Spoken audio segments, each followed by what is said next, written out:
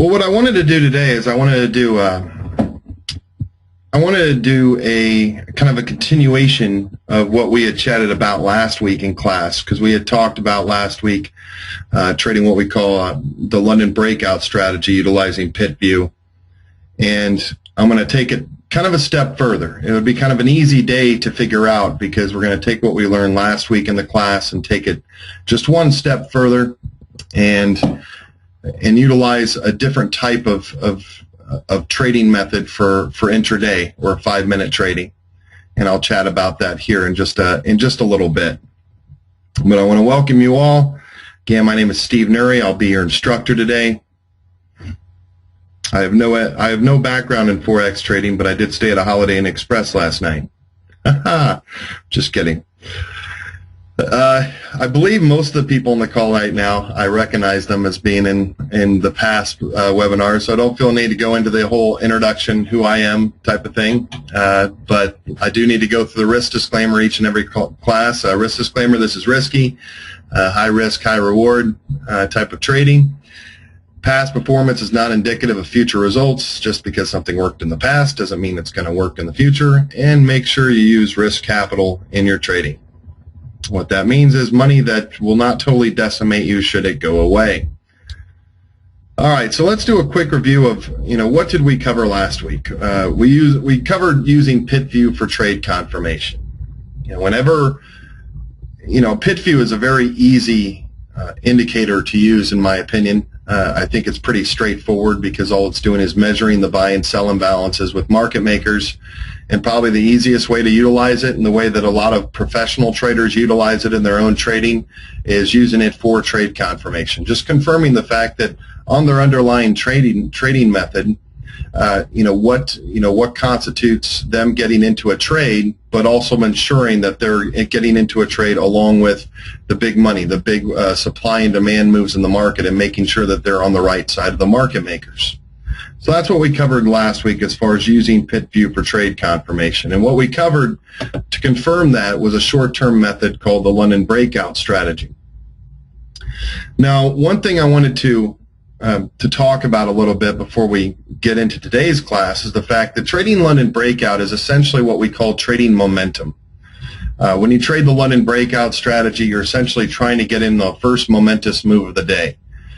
The three characteristics of price behavior, as we did cover last week, and we'll go through it a little bit more today to create some continuity, is consolidation, momentum, and reversal. Those are kind of the three things that price does in any given day.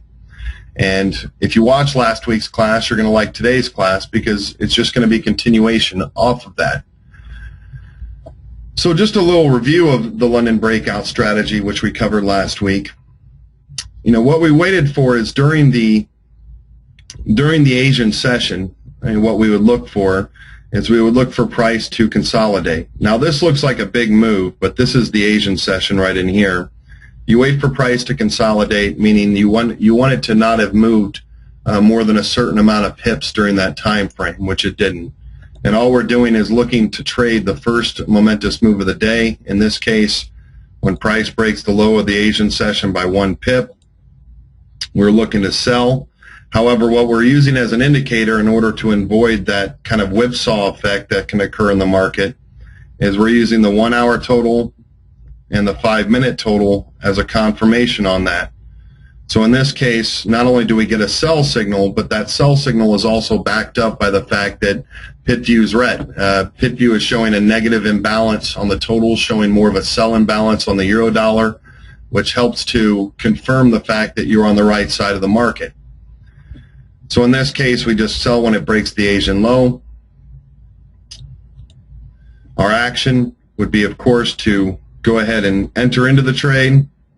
So our sell entry right here at 1.35223. Our stop order, whoops, let me go back one. Our stop order would be placed 1 pip above the Asian high. And then we would look for a 1-to-1. I kind of like using my little drawer on here. Our 1-to-1 risk-reward ratio for our limit, as far as our limit total. So based on what we're risking, that's what we look for as far as a limit. I did get some questions on this, the 1-to-1 risk-reward. one thing you always get used to in trading is there's always a lot of debate about what type of risk-reward ratio to use. Whenever I teach my students, whether it be my PitView students or my regular trading strategy students, you know, I always tell them 1-to-1 risk-reward is the minimum that we look for in trading. You know, you certainly don't want to get to a point in trading where you're risking more on a trade than you're willing to reward yourself on. That kind of lowers your overall probabilities of success overall in your account. So 1-to-1 is usually a minimum. I always tell my students, you know, we can look for higher reward potential on trades. We just got to kind of be smart about it.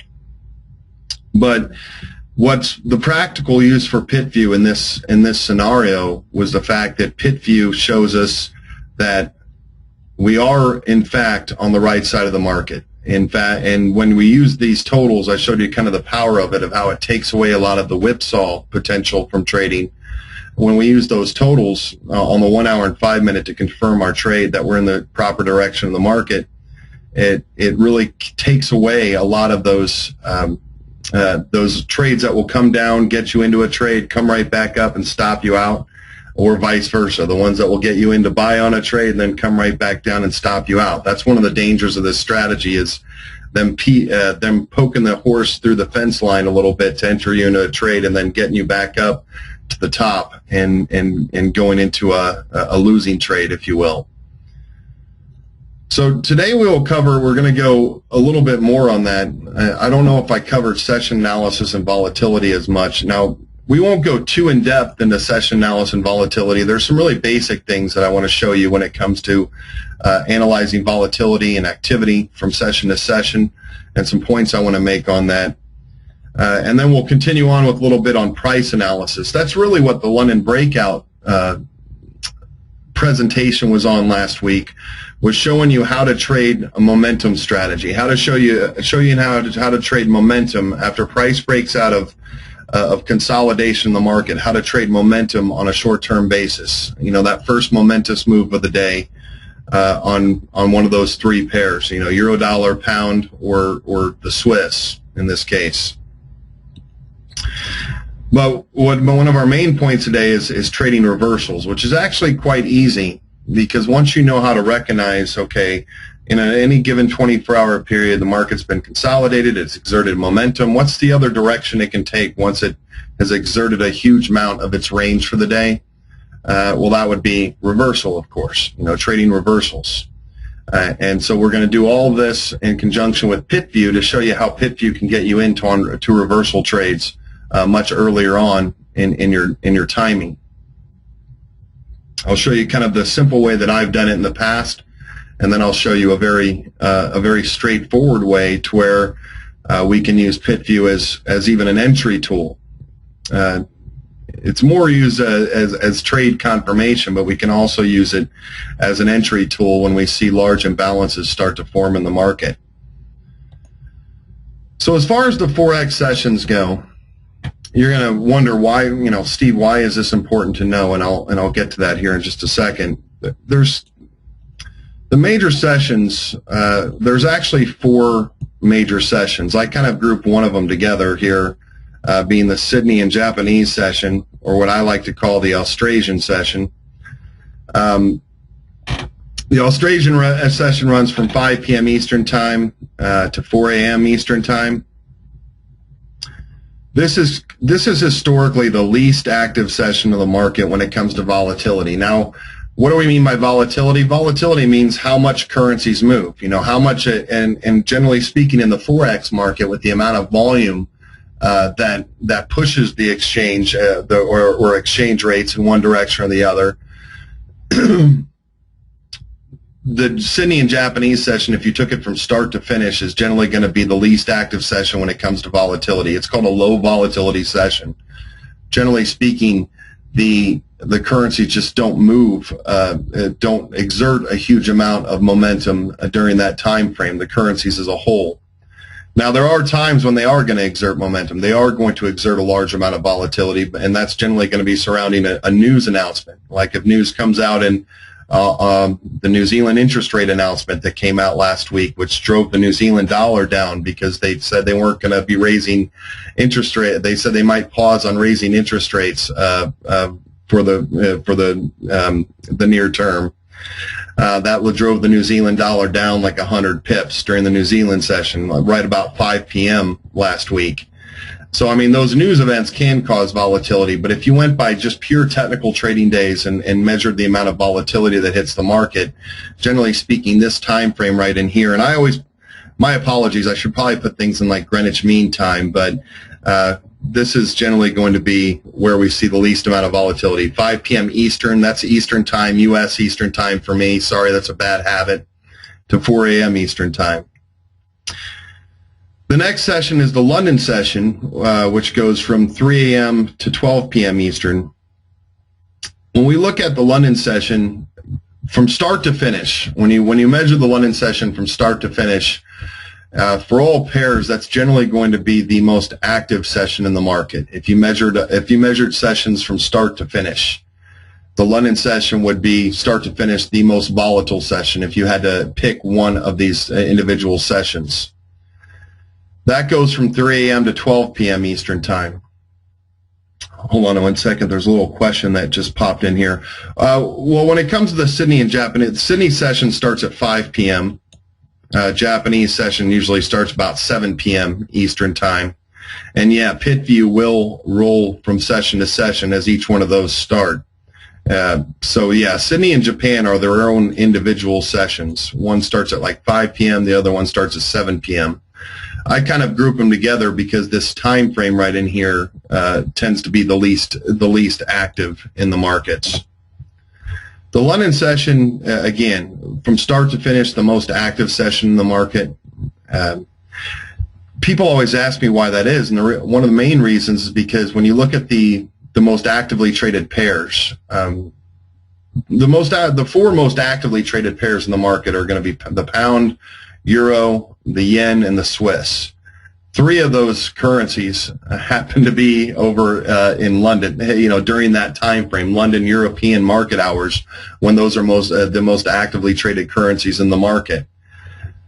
And also, one of the largest concentration of bank traders, a lot of the big money and big liquidity providers happen to reside in London. So, that's one of the other reasons, is because some of the big hitters, if you will, in the market from a liquidity standpoint, market makers, banks, happen to reside in those London and European regions over there, which causes a huge amount of volatility. So London is going to be the most active, and the U.S. session is right there in the middle as far as between those two, from 8 a.m. to 5 p.m. Eastern time.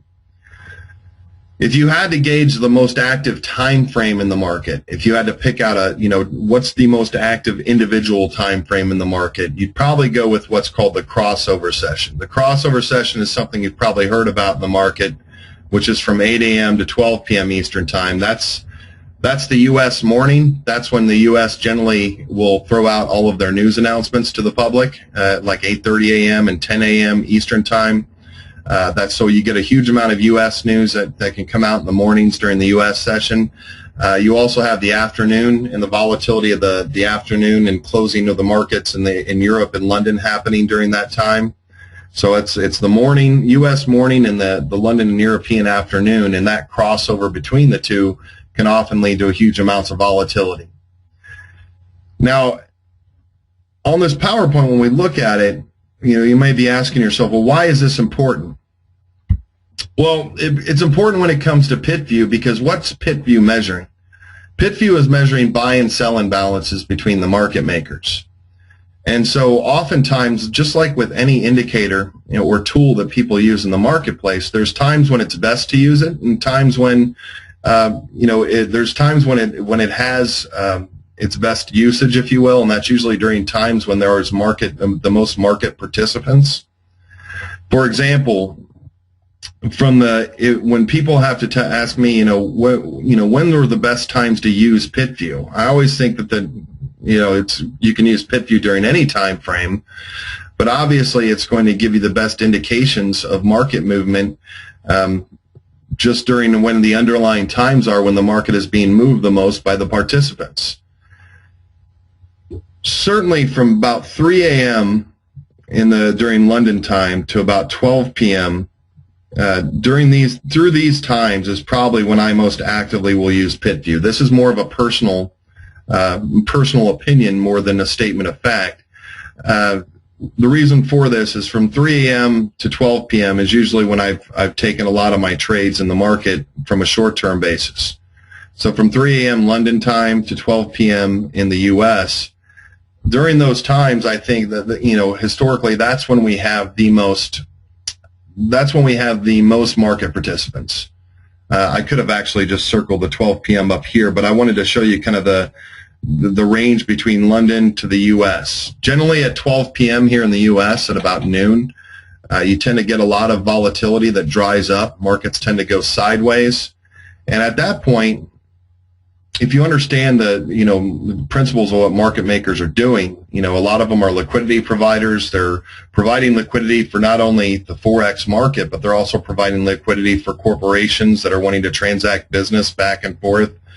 If you're a bank and let's say one of your clients is Best Buy, and Best Buy has to import 100,000 PlayStation 4s from Japan. And so they have to exchange $100 million into yen by the end of the day in order to transact that business, in order to import those PlayStations from overseas. Well, a lot of those transactions are done in the morning of the U.S. session, which can cause some volatility. So I mean, once it reaches about noon, in the absence of news or fundamentals in the market, you're going to see a lot of liquidity and volatility dry up. When it gets from 12 p.m. In the afternoon here in the U.S., really through the Sydney and Japanese sessions, which can often, or Tokyo session is another thing you can call it. Throughout those times, generally you're going to see, in the absence of news, in the absence of major news announcements, quite a bit of consolidation occur in the market, or sideways types of market action. So what causes volatility? Retail trading? No, that's not what causes volatility. That's not what causes volatility to dry up or get really active. Big money supply and demand is what really causes volatility in the market. And so that's why it's important to know these times. I generally don't look at the market too much unless there's going to be a news announcement in the afternoon or in the evening, from about noon my time all the way up until the opening of the London session. In a 24-hour market, it's important to kind of key in on what times you want to use, because of the fact that, well, a lot of times you just don't know, right? You have to be able to take a break at some point. You can't just stare at the market for 24 hours, otherwise you'll become like a vampire. Picture of this when we look at the Australian session, up until this blue line right in here. I want to give you a visual of this to show you what the individual sessions are. Between those blue lines, that's the London session. Those green lines, that's the U.S. session. So right over in here we have Australia. Right over in here, throughout these times, we have London, and then through here, from the green arrows in here, sorry, I've gotten addicted to using this little pin. That would be the U.S. So when looking at these individually, we also have what's called, here, I'm going to have to use my, right down here, we also have this crossover session in here. Now take a step back, because I'm going to show you a chart of this here in just a second, this is really important when it comes to pit view, trust me. You look at how the market moves during these times. Like right in here, you see how sideways the market's going during the Australian session, during Sydney and Tokyo. You see right when the London session hits, and it's kind of blocked by that blue line, you get a huge momentum spike to the upside on this. And then throughout the London session into the crossover session, you get a little bit of consolidation and reversal occur in the market. But look at where all the big moves are. And this is noon right in here during the U.S., and you see what happens after that. It consolidates and starts to go sideways, so with very minimal movement. And so when you look from start to finish during this time frame right in here, if you're looking for when the biggest moves are, And you see this a lot on different time frames. I just created this a couple of weeks ago. Yeah, this was mid-July, and I just took it off whatever day's screenshot it was. You see that the most movement happens between these 2 points right in here during the opening of the London session, and there's 12 p.m. here there in the U.S., and you see that's where you get a large amount of the movement that occurs in the market. So I'm starting to get a little addicted to that. Let me get my, there we go. Let me get my mouse working on this. Yes, there we go. Now, when it comes to price analysis, and this is where we're gonna get into another type of trading strategy, if you will. When it comes to price analysis, I talked last week about the 3 behaviors that the market makes in any given day. The market tends to consolidate, it tends to exert momentum, and at some point, this is the last one is not the one that it doesn't have to do that each and every day, but it tends to reverse course at some point during the day. There tends to be some kind of selling or buying pressure that occurs during the day. The other thing that we have to know when it comes to analyzing price and how it works in the market is how much does it move? What's the extent or how much does it take to exert movement in the market? This is called room to go, and it's very important to know this. We did talk about it last week, but I'm going to show you a strategy and a system again using PitView today that can help you identify what we call reversal zones based on room to go or range movement in the market, of identifying the ranges. This is also kind of an introduction of how PitView can be used in conjunction with a technical indicator. In this case, the average true range, the ATR, what we talked about last week, which can obviously be used as a momentum tool or as a range tool to calculate what the average move is in the market for individual currency pairs. There's a couple of you that weren't in class last week, but one of the reasons why we want to discuss how much currencies move is because no matter what tools we're using to trade in the market, the misconception, the myth out there in the Forex market, and this is the basis for a lot of scams in the market also, where people say, I have a strategy where I trade the euro dollar where I make 300 pips a day off one mini lot. Well, that's impossible because the euro dollar right now only trades between 45 and 50 pips a day on average. So if you say you're trading 200 to 300 pips a day, trading one mini lot on one individual pair on the euro dollar, that is just selling people a dream or a fantasy of what's not real. So how much is certainly an important aspect of this, and that's going to be an important part of the little system or strategy that I show you today. So looking at this when it comes to price analysis, for one thing, can you see all 3 of those price behaviors? I know you can see this consolidation right down in here. I just drew that up for you. Can you see all 3 of those price behaviors being represented on this chart? Momentum or consolidation, momentum, and reversal. Can you see them? And don't be afraid to use the question. I mean, I like to put things in a very simple terms in my head. And I know some of you that weren't here last week are probably wondering, well, what does PitView have to do with this? And that's the grand finale here. So first you have to know how to trade before you can implement a tool into a trading method. So yeah, you can see, and you can see how this coincides with the sessions as they're opening and closing. We have consolidation. The momentum, I usually consider momentum to be the first move that extends out the range of a currency pair during the day. The first momentous move is generally the first impulse move made by the overall market during the day. So you can see that market was sideways all in through here, and then we made a huge momentous move to the upside. And then after it exerts a certain amount of momentum, you can see it reverses course during the day, and we go into reversal mode.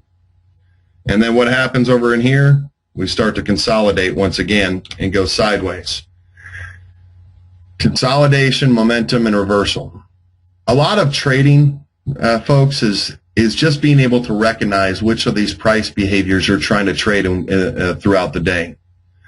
I always as a trader, and especially as a trainer, when I'm training people, because most people want to be very short term in the marketplace, I always tell people, if you want short-term methods, you should have some type of method for trading momentum, basically the first momentous move of the day, the first big spike of the day, and you should also have a strategy for trading reversals, intraday reversals in the market. And of course, you can also have a strategy for trading like a range-bound strategy of consolidation as something tends to move sideways between a range for the day. But the two most important ones, or key ones to me, are having a strategy for momentum and having some type of strategy for trading overall trend reversals. Essentially, a strategy for trading the initial amount of demand that hits on a currency pair during the day, and a strategy for the amount of supply that will hit once people start to take profits out of the pairs throughout the day. So, looking at that overall, it should give you a nice little, at least indication of, how we look at these currency pairs on any given day. The how much is important also, because this is where a lot of people will go wrong in the market, as far as not being able to analyze the how much factor, if you will. For how much, we use a very simple indicator. We talked about it last week. Like I said, this is going to be kind of a continuation of what we talked about last week, called the average true range. The average true range, in this case, what I like to use is what's called a 30-day ATR, and I can show you how to pull that up. The average true range, what it's telling you, and I'll move on to the next slide here, it's basically a moving average of volatility here at the bottom. And what it's telling you is in any given 24-hour period, if I pull up a 30-day ATR on the Eurodollar in this case, what it's doing is it's saying, okay, for the past 30 days, if you added up the entire range each and every day from the absolute high to the absolute low, and added up all those ranges from high to low for a 30-day period, divided by 30, essentially, it's a moving average telling you what's happening to volatility. As that moving average goes up, it means the range is going up, meaning the amount that it moves from its absolute low to its absolute high during the day. As it goes down, it's telling you volatility is drying up, if you will. There's not as much momentum. There's not as much the oomph in the market to carry out the ranges or extend them in one direction or the other. I usually use a 30-day ATR. You can break it down into looking at the average range from a minute-by-minute basis intraday. You can break it down and even go longer out and see what the month-by-month average ranges are. But I tend to use a 30-day ATR that gives me a nice little round indication of what I can expect for volatility. So when I'm looking at the ATR, the how much is a huge factor in the market, because it tends to be something that people don't.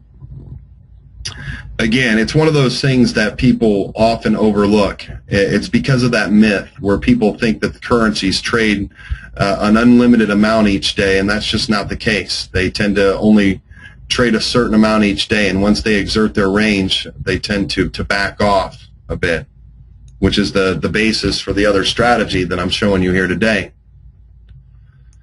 So the average true range, or the ATR, it measures the average move for a pair over a specified period of time. So in this case, the 30-day ATR, if it says 50 pips, it's giving you an indication as a trader how much. One thing that we should ask from the market each and every day is we should ask it, okay, Mr. Market, how much can I expect you to move today? How many pips? What would be the expectation of how much I could expect you to move today? And so if I see a 30-day ATR, let's say on the Eurodollar, show 50 pips, I would say, okay, well, the average move in a 24-hour period that I could expect from the opening of the trading day, which is 5 p.m. Eastern Time, to the close, the average move I could expect would be 50 pips. Why is that important for your trading? Well, I can kind of give you an indication of that here in just a second. In fact, before I get into reversals, let me go back to this chart back in here.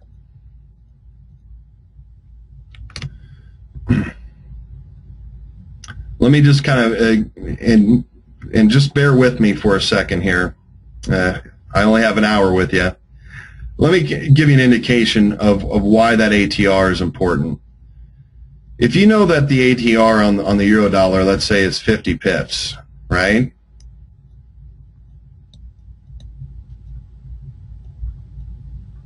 All right, 50 pips is the ATR. Let me show you a very common mistake that retail traders make. They wake up, and let's say a U.S. trader is waking up in the middle of the night, and this is all during the London, the first hour or so of the London session. They wake up and they look at the euro dollar because it's the most actively traded pair, and so there's a lot of Forex traders that trade the euro dollar. They see this big move up right in here. They see that, man, this thing is just screaming to the upside. So what they say to themselves is, okay, well, I trade with the trend because the trend is my friend.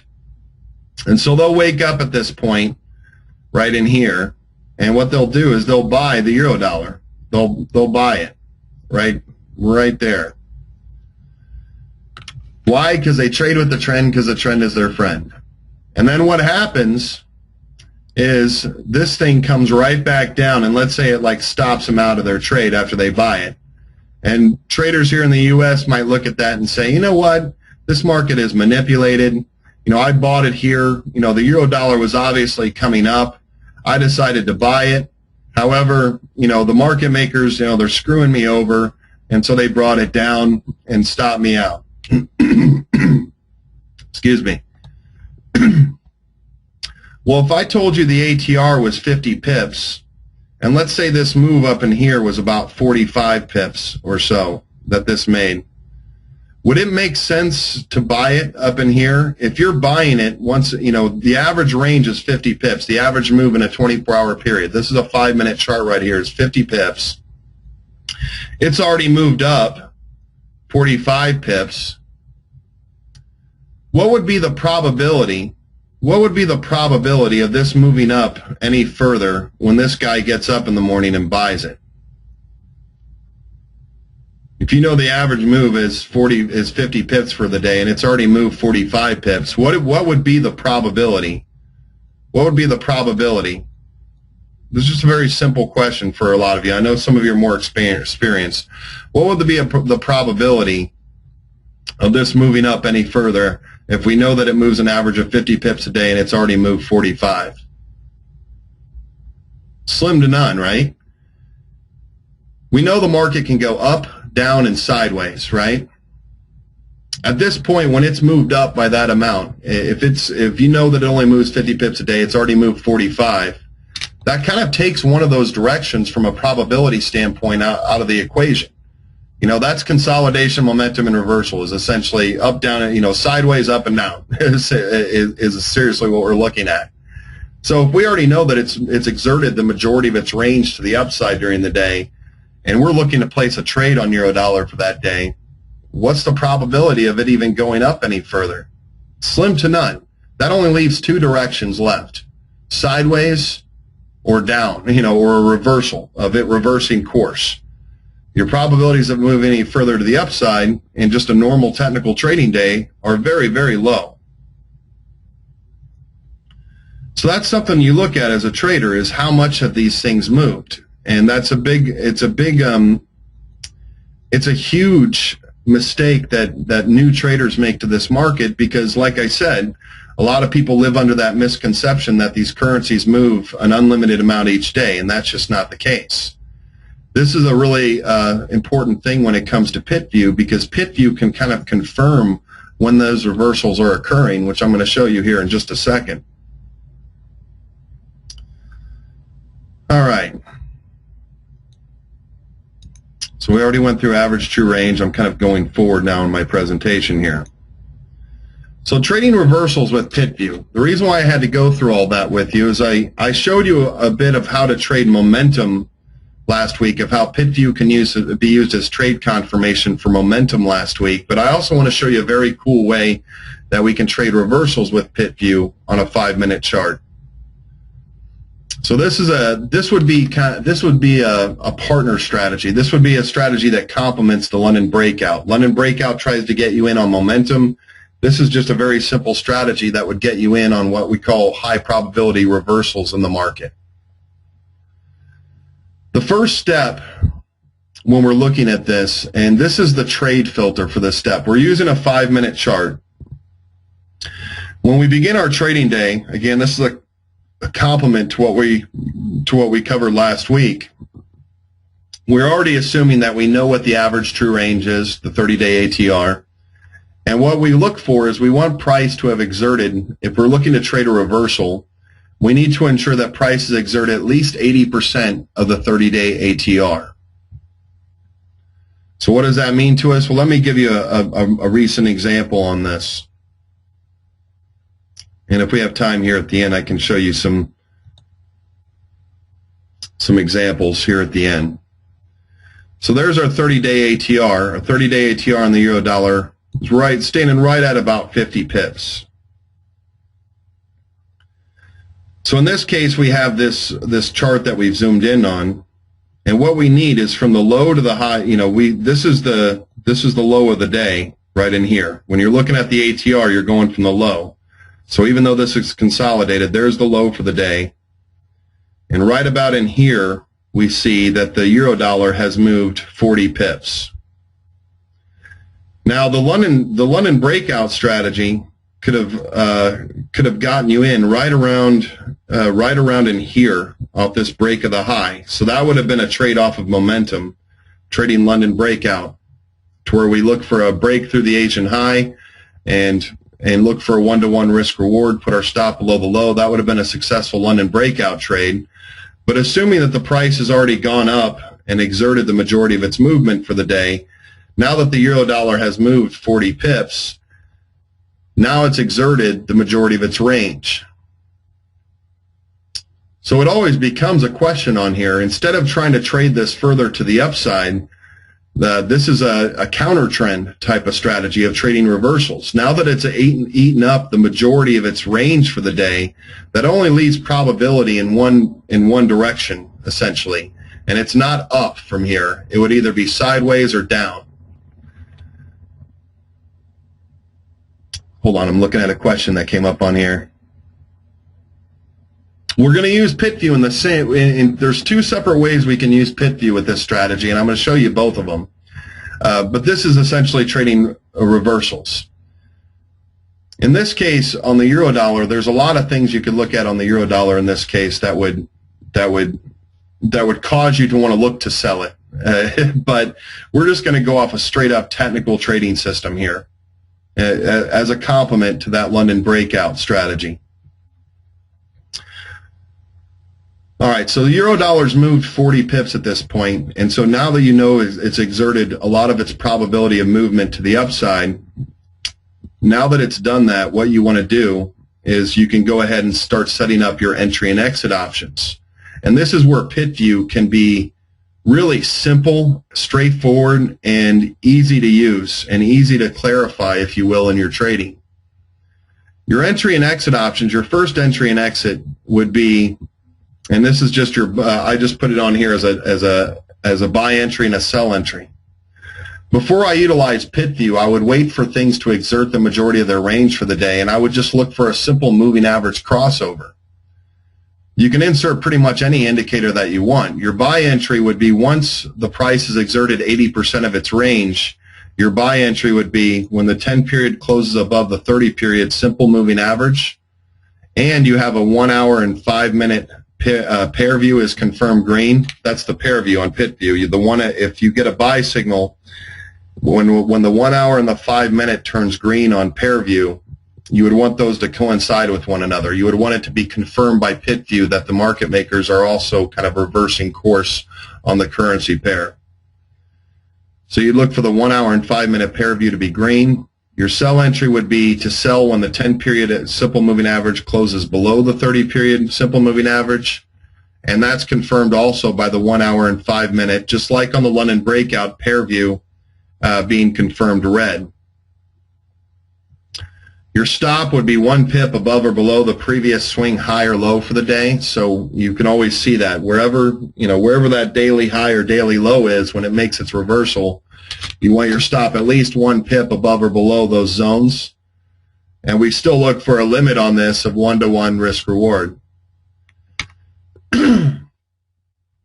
Let me show you what this would look like on using pit view. Right here I just have the totals on here, the 1 minute and 5 minute totals, where you can see right in here, this is where we had gotten our 80% of the move up in here. And then right down in here, this is where we get our sell signal. Right in here, we get the 10 period, which is the red moving average, and the 30 period, which is the green one. We get our sell signal right in here to go short on the sell entry. The stop, we would place 1 pip above the previous swing high at 1.36402, and then we'd look for a limit of 15.9 pips, which I believe on this was the, that was the total that we were looking at. So it's a very straightforward strategy. We could have traded London breakout to the upside, looking for the breakout. Once it's exerted its move, we have a sell signal. 10 period closes below the 30. It's confirmed here because as this makes a move up, you see that pit view has confirmed that this is both red. We don't need it to be a certain number away. These are both red. So right when this is coming down, this confirms your strategy or your entry just by pit view being red, and that just gives you more confidence to take the trade, because not only is the reversal occurring, have you confirmed a reversal in the market, but pit view has also confirmed it, that yes, not only are you selling off of a technical trading strategy, but you're also selling, and the market makers are also on the sell side of the equation also during the course of this reversal. Now, last week we had talked about something like on the euro dollar. We talked about how utilizing pit view from just a confirmation standpoint of if you're getting a buy signal, this is just a technical trading system that's being confirmed by pit view. If you're getting a buy signal, you want it to be green, and if you're getting a sell signal, you want it to be red. And you would not believe how many bad trades that would keep you out of in the case of that. Just using that as a confirmation tool. But the other question that I get quite a bit from everyone is, well, the buy and sell imbalances that we see on pit view, we always have these numbers in here, and these numbers can often be, extremely confusing to people. They're like, well, is there a way that we could look for a divergence on just the pit view itself to look for an actual entry on this? Because this system is actually very straightforward. Wait for it to exert 80% of its range, wait for the moving average to cross below, or wait for the moving average to cross above, and then confirm it with pit view. But is there a way to look at this just from a pit view standpoint? Is there a way that pit view can get us in on a better entry on this?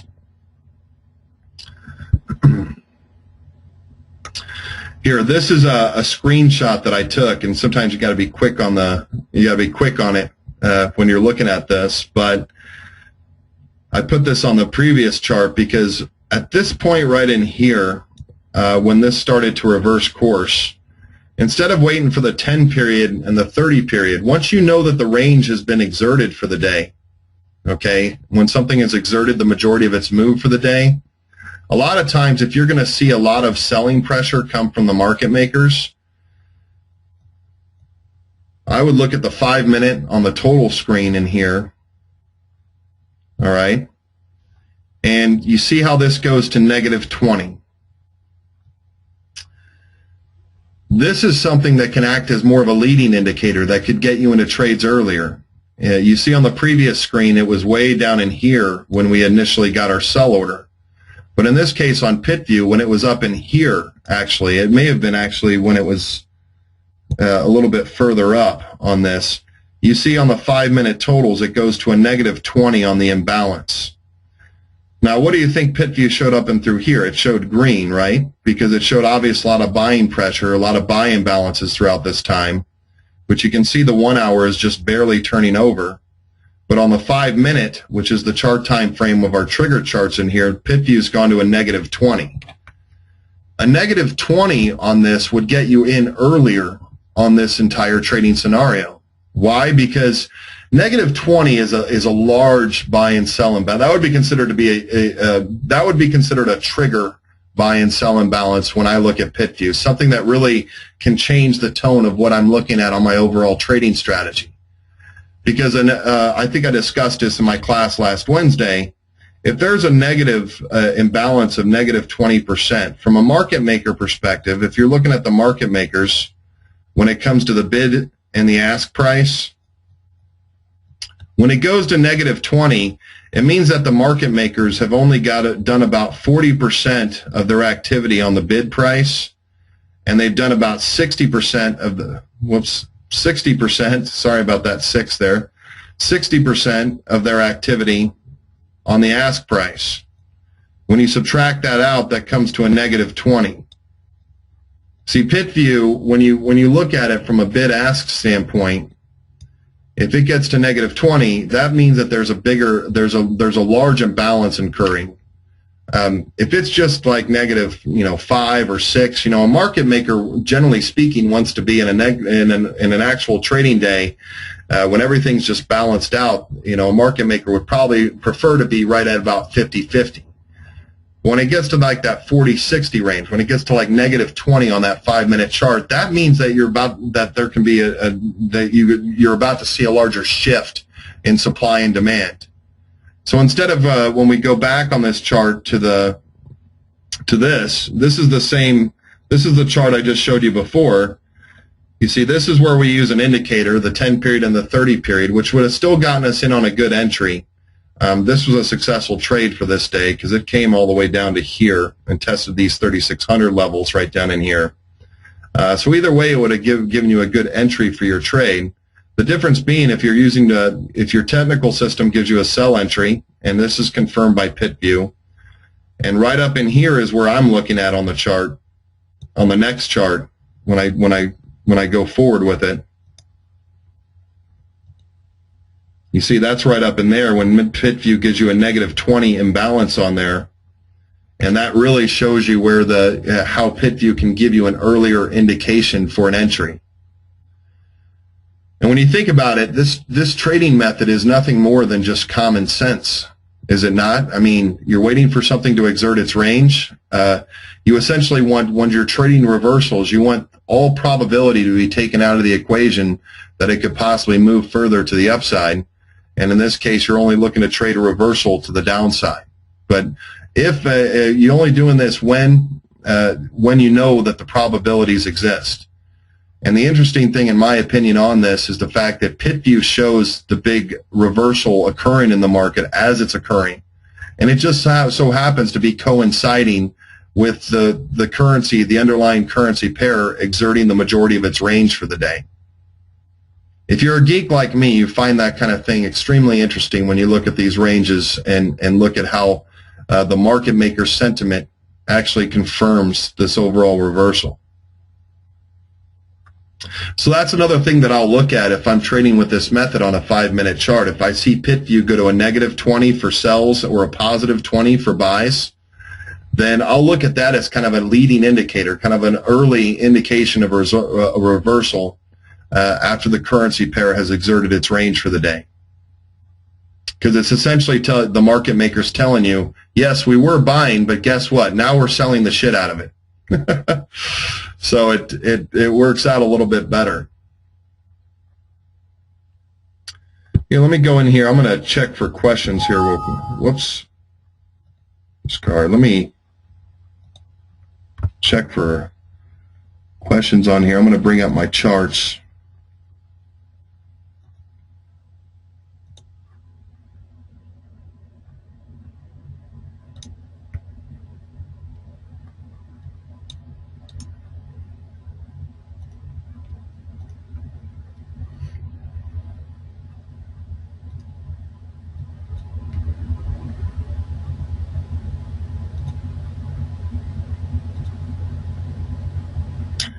Were there any questions?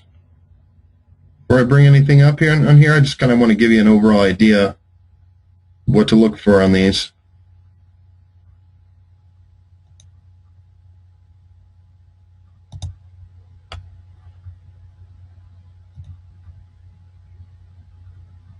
Oh, you can only see a blue screen. Okay, well, that's certainly not good.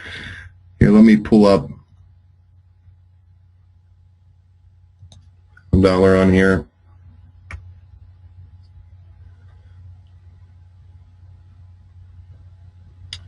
And I'll use something other than like euro-dollar here for the day.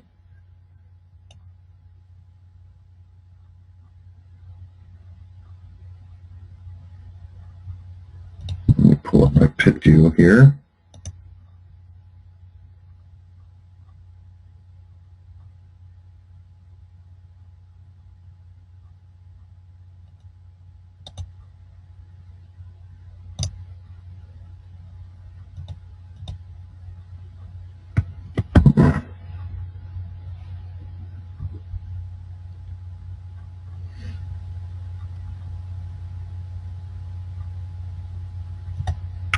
Okay, I got some of my pit view tools on here.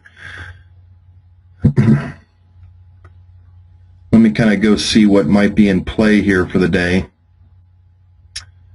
I'm looking at this group view right in here, ranking them from strongest to weakest to kind of get an indication of what the strongest and weakest currencies are in here.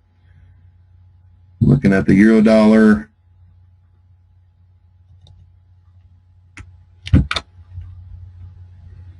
Okay, well, let me take a look at the euro-dollar on here, see what it's done here for the day.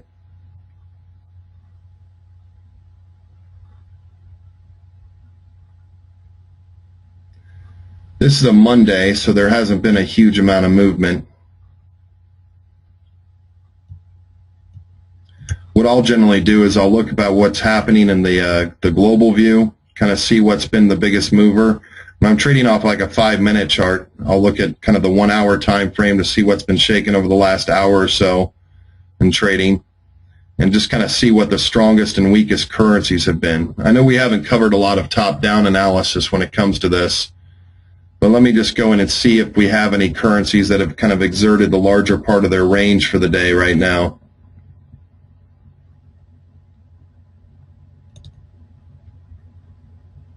So I'm just doing some fishing at this point to see if there's been any currencies that have really exerted the larger parts of their range. The question becomes, I guess that would be a good thing to pull up. How do we find the 30-day ATR? Well, that's a good question. Let me show you how to do that first.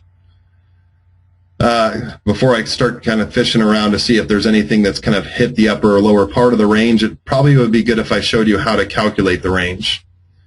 On the dollar Canadian right in here, I'm going to change it over to a daily chart.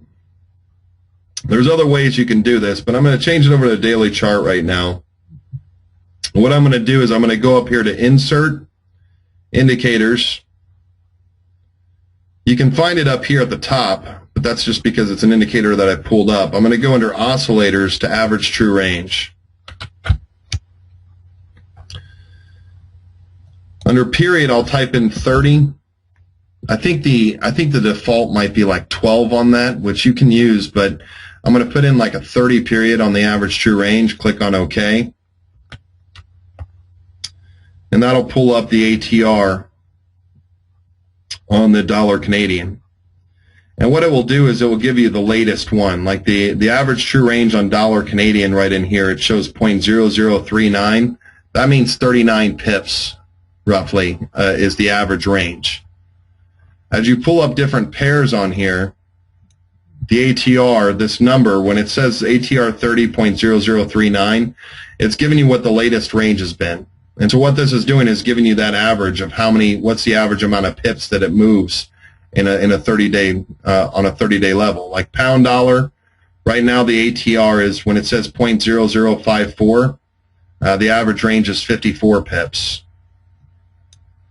Aussie dollar, average range 46 pips.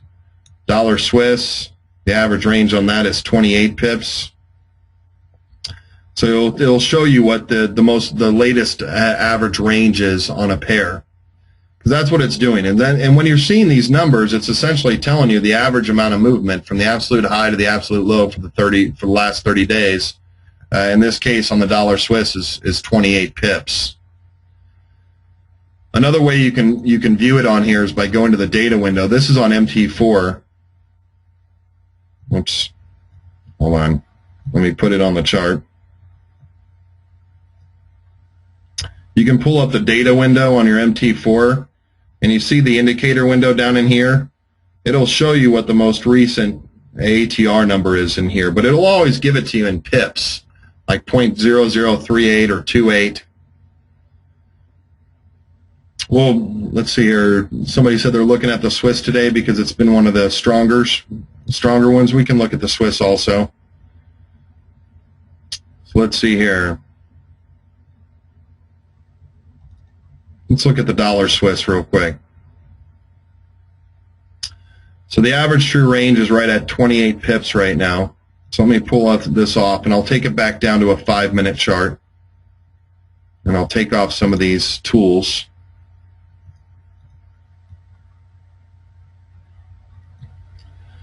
So on this 5-minute chart on here, let's see here.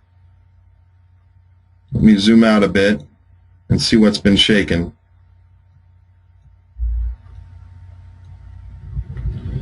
This might be an interesting one on dollar Swiss right in here. So here's dollar Swiss on a 5-minute chart. Okay, let me pull up my little notepad. Bear with me here. I know I'm a little past time, but remember, I started a little late here. I know that's my issue.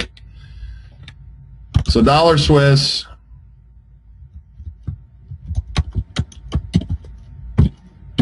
right now is 28 pips. Right now is the average true range. So the average move in a given day on dollar Swiss is 28 pips. So when we look at this on our overall trading scenario, here I got my 1 hour and 5-minute pit view down here on dollar Swiss. One of you said you were looking at this. So let's take a look at how much the Swiss has actually traded today. Okay, that's the first thing that we would look at is, okay, from the high, which is right in here, we can actually zoom in a little bit more on here.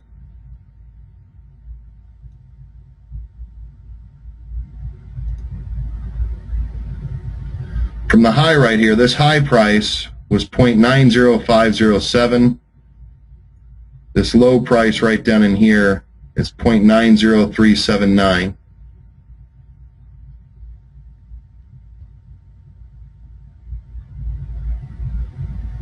You can also do it by taking this. So right now it's moved about 13 pips to the downside. Now, pit view is not really showing a huge amount of imbalance. Dollar Swiss has been kind of ranging around right in here during the day. But what we would look for, if we want the highest probability that it's finished exerting its movement to the downside, if we're using a strategy such as this one, and here let me pull up my calculator, 28 pips times 0.8, so 22 pips is what we'd be looking for. So what we'd be looking for on a downward move, we'd be looking for a move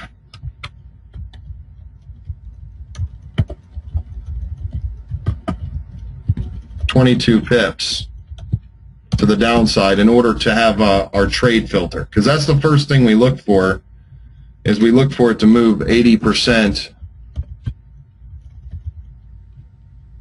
of the ATR. And we're looking for a move of at least 22 pips to the downside. There hasn't been a huge amount of movement yet. It's only moved about 12, 13 pips to the downside. There's not any huge, when you look at the pair view, because the pair view is something we can pull up on here to kind of give us indications of direction. It's not really making any huge imbalances on the 1 hour or on the 5-minute time frame. But as this moves down, if you're looking for where would we trigger a trade on here? Well, we would need from the high price. The high price on the dollar Swiss has been 0.90507. So our trade filter would be 0.90507 minus that 80%, that 22 pips. So our trade filter on this would be 0.287. So once price hits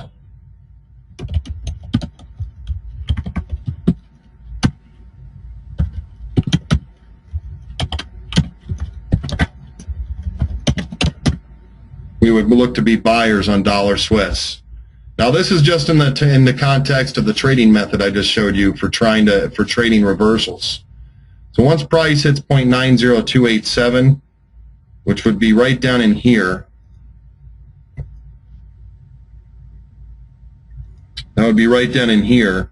That's the point at which it would meet our criteria, if you will, for starting to look for a reversal method on this chart.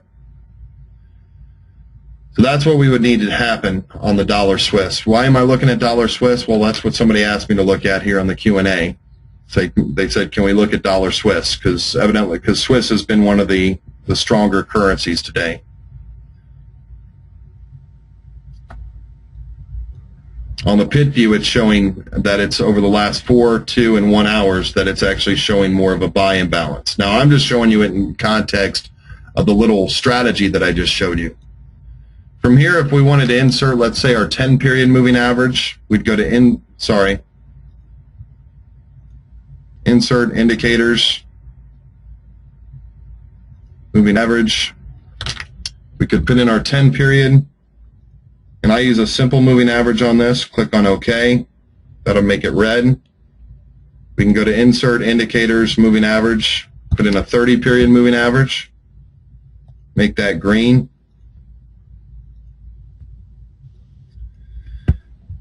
Now, why is pit view and the trade filter for this helping you out? Because if you just blindly take moving averages crossing above and below on this, then what you're really doing is you can get whipsawed in and out of trades very easily. But this case, we're using both pit view and we're using also the range of minding the range on the underlying pair to make a trade decision. See, why would you want to trade this consolidation all in through here? What we're doing is we're waiting for it to meet certain criteria in order for it to trigger a trade signal. What we would like, if we're going to trade to your dollar Swiss to the upside, we would like all of this downward movement to have already been taken off the table.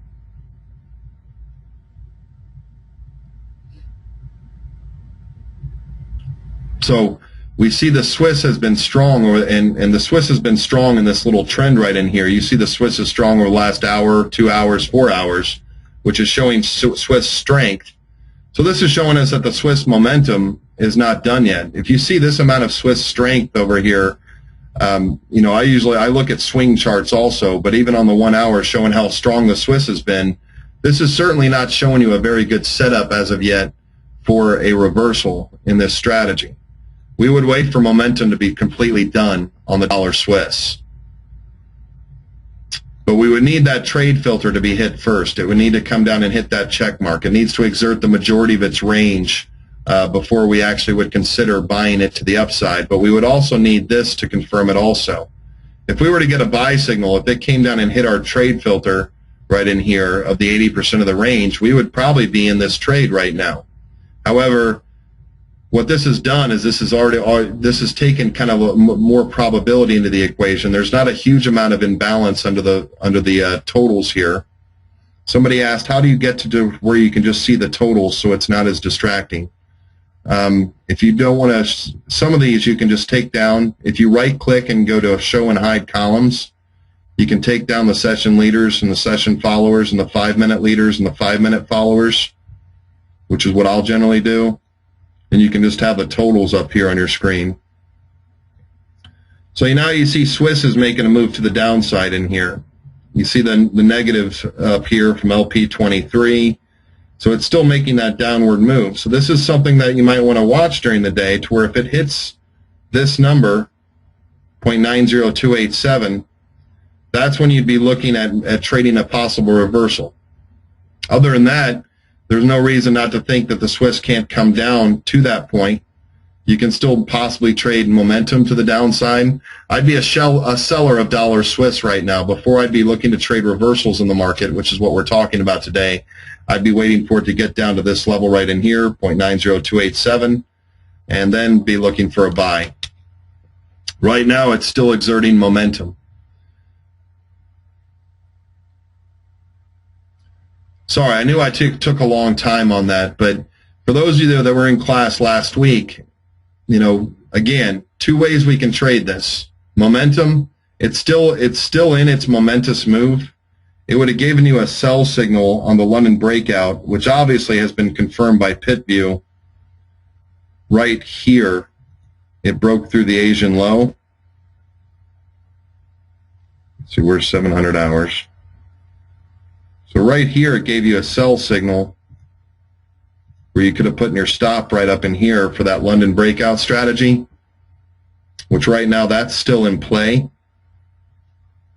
But so that's what we covered last Monday, and today we're talking about trading reversals. And if we're trading reversals and looking to trade reversals of the actual trend itself, we just want to make sure we stay in the highest probability situations as possible. The slides are not available on the website. I did not make my PowerPoint slides available on the website, but you can always, somebody asked, the recording will be available on the website. Whenever anybody wants my PowerPoint slides, I'll send those to you on email if you want to email me, but I don't post those on the website. When you give things out, I trust a lot of the students that come into these classes, but when you give things to the masses, I've had experiences before. I went to a Traders Expo one time where I went into a presentation and I looked up and there were my PowerPoints. My PowerPoints were sitting right up there on the screen. So for PowerPoints, you can email me at steve.neri@pitview.com, and I'm more than happy to send you out the PowerPoints of the presentation. The recording will be available on the website. Again, this was centered around trading reversals. If you haven't had a chance to yet, the presentation from last Monday where we talked about London Breakout is also available on the website. If you want to sign up for PitView, if you want to sign up for a free, you can subscribe to PitView from this website, which also includes our trial period. If you want to subscribe to a trial or a free demo for 14 days, or if you want to subscribe with our summer discount available through these classes, you can go to pitview.com/web.